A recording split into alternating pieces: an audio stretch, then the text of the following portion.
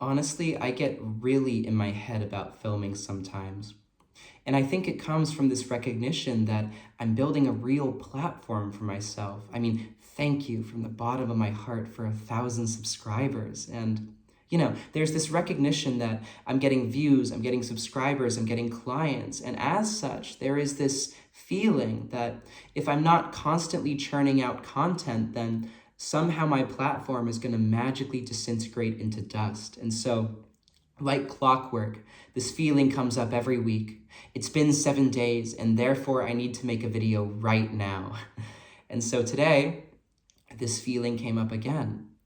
But instead of immediately gratifying the desire to film, I identified the feeling in my body and I sat with myself for a while. I opened my inner ear and brought my attention back to the present moment and really just did my best to accept myself as I was. And you know what happened? Even though 30 seconds prior, I had felt no desire whatsoever to actually talk in front of a camera, there was this immediate surge of creative energy. And all of a sudden, I had this real, authentic joy that I just wanted to express to all of you. And so today, what I really want to talk about then is this feeling of urgency that the mind seems to have when it tries to solve what it deems to be a problem. Because that's really how the mind functions, The mind goes about its habitual thought loops, its day-to-day activities, and then some circumstance arises, or there's some realization that, oh, this problem exists that I have to solve. And the mind then immediately goes into panic mode. It generates this series of protracted steps predicated on its belief that there is such a thing as linear time. And if there's any ambiguity in these steps to solve its problem, or if it takes any amount of time to rest in between any of these steps, then the mind panics even more. The mind contracts even further.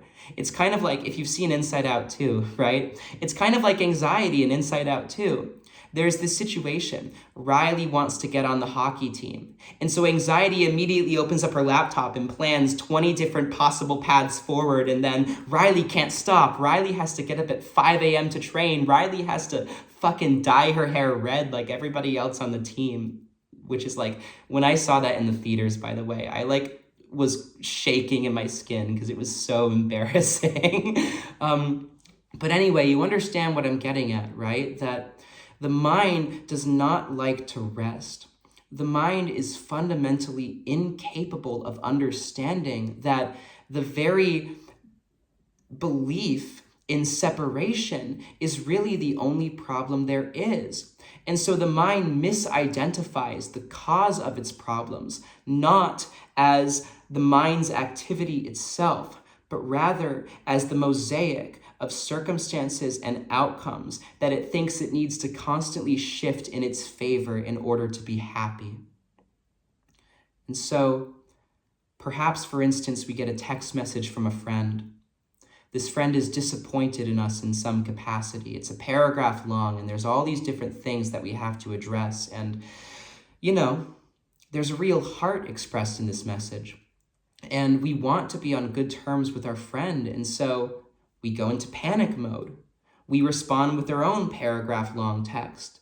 Words are talking to words, and neither of us really hear each other because we're so focused on escaping the mind that we don't understand that trying to escape the mind is simply the mind's belief that there's something in our life that we need to escape.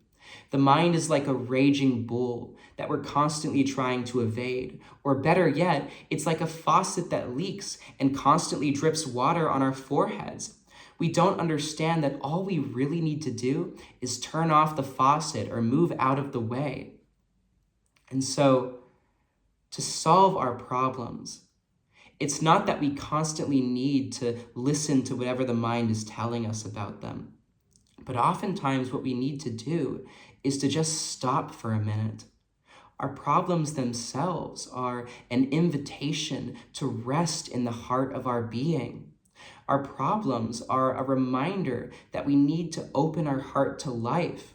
We need to ground our attention on the present moment because the mind's activity, which is constantly going to be reinforced if you're putting your attention on it, is fundamentally incapable of accessing the real core of your inner experience, and as such, incapable of feeling satisfied at any of the solutions that you might come up with.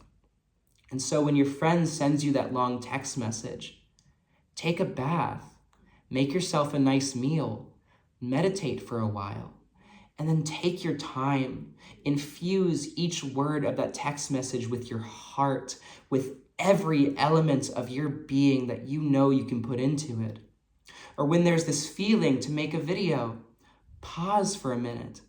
Understand that the quality of the video is not simply going to be determined by the abstract frequency with which you film, but I just mean like how long it takes between filming, right? But also the frequency that you bring onto the camera.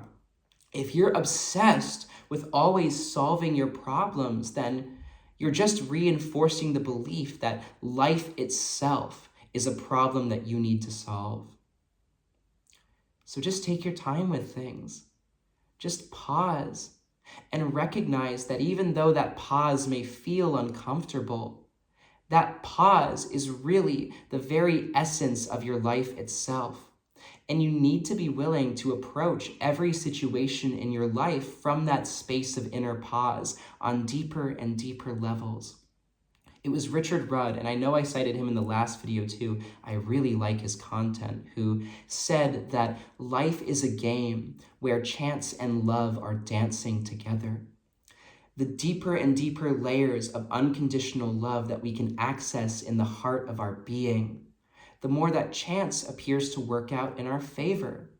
I've said before that the universe has our backs, and what I really mean by that is the more that we accept the universe has our backs, the more that the mystical powers of grace and synchronicity work themselves out. And then we get a surge of creative inspiration. We get the right words to respond to our friend with, the right heart, the right frame of mind. We get a client who appears out of nowhere, who reminds us that we are valuable and worthy, and it's okay to take our time with things and to just allow ourselves to pause and to enjoy that rest. The only thing that I want you to take away from any of my videos is that you're safe. It has always been this way. And it's okay to take your time. I mean that.